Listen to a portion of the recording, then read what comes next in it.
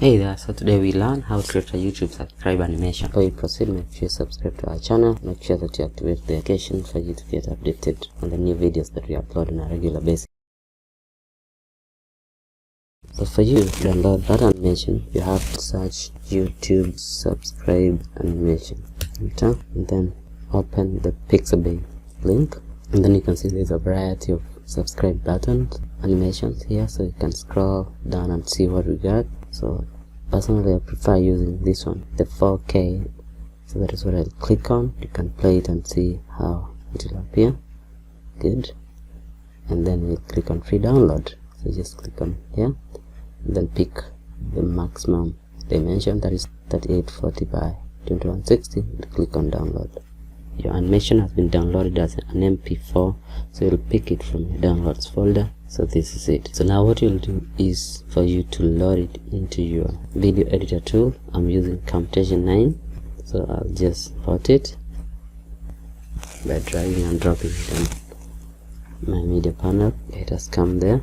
And if you don't have skills on how to edit, that is another series that I'm going to do, so watch out for my next videos. I'll teach how to edit video and animations using Camtasia. This is the simplest basic tool that we use for editing video. So you will drag it to your timeline. So it has come to the timeline. You can click on it and just try to play it to see how it appears.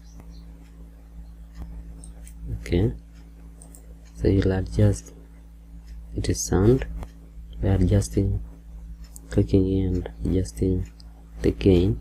And if you don't want it to be on the entire screen, you can resize it and reposition it.